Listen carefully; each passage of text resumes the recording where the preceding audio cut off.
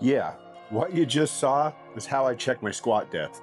A cheap Walmart mirror, and I guess a prayer. Now, do that with a heavy squat, and you're just guessing. So this thing right here, $165, it claims to do that for me. I just set depth right here. Good. You hear that? I hit depth, the rep counts. Hear that? Neither did I. It will not count reps that you didn't actually earn. But can you trust it? And will it do the same thing for bar speed on, say, bench press? Let's find out. Quick version. This little puck goes on your wrist or sticks to the bar. No subscription. It measures a bunch of stuff, and every one of those features will eventually be getting its own video. But today, I only care about two questions. On bench, did the bar slow down before I realized it? And on squats, did I actually go low enough?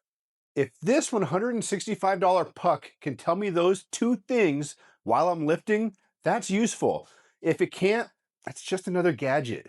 And that squat rep from the open, the one it refused, here's the secret. There's no squat depth button on this thing. None. What you saw is a workaround we found, and I'll show you exactly how it works later on in this video. Bench first. I'm not trying to become a science project here. I just want to know if the bar is still moving well, because we all do this. You rack the bar and you say, yeah, I had two more. Maybe you did, maybe you didn't. Maybe that last rep was already crawling. This gives me a second opinion. And it just talks to you. Go, good, perfect, faster. When a bar slows down, it says so. I don't have to read a single number. But a second opinion is only worth something if you can trust it. So here's the test. This is our RepOne Tether. It's $449, and it's the tool we already trust. The PoinT Go doesn't have to match it perfectly. It just has to be off in the same way every rep. A little off, fine. Random, that's useless. Okay, paused reps first. You can watch the gap column here. I mean, look at that. Perfect. Rep after rep, the two numbers are basically the same. Perfect. You couldn't put a hair between them. Good.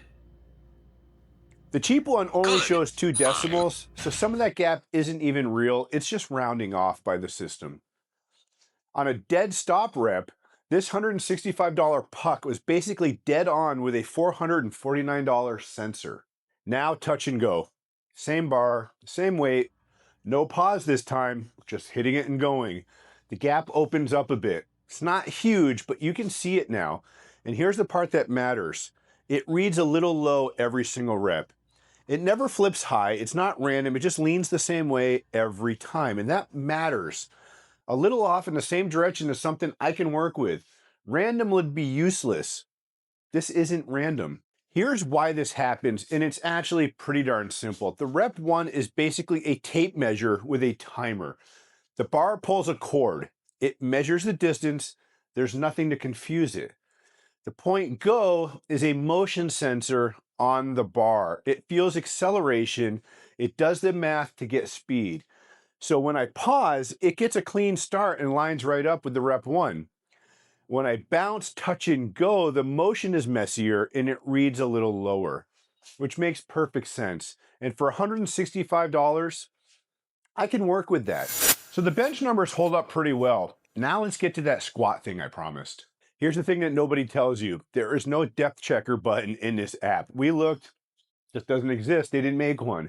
But here's a hack, and it's built into how the sensor counts reps in the first place, and it's actually pretty nifty. When you set up an exercise, the app asks for a minimum depth. That minimum isn't a suggestion, it's the gate. A rep that hits it gets counted and gets a call out. The rep that comes up short, app just goes silent. So the silence is the depth checker. Full rep, it talks to you. Cut it high, nothing. You just turned a rep counter into a depth checker. For me, 55 centimeters matched a deep squat on camera. That's my numbers. Yours is gonna be different, and that's how you find it. You set your minimum, you hit the depth, the rep counts. Cut it short, silence, the rep didn't count, readjust it. On bench, you don't need this. Your chest is the stop. On a squat, nothing stops you, and the depth is the first thing that quietly disappears when the weight starts getting heavy. For $165, this is a feature that earns a spot in any garage gym. And bar speed is one of a bunch of things this measures. Jump height. How explosive are you? How far you move? Holds, max estimates, throws, the Olympic lift, swings, rotation. Everyone gets his own video in this series. Subscribe if you want them all. So here's where I land. Pause reps, basically dead on with the RepOne.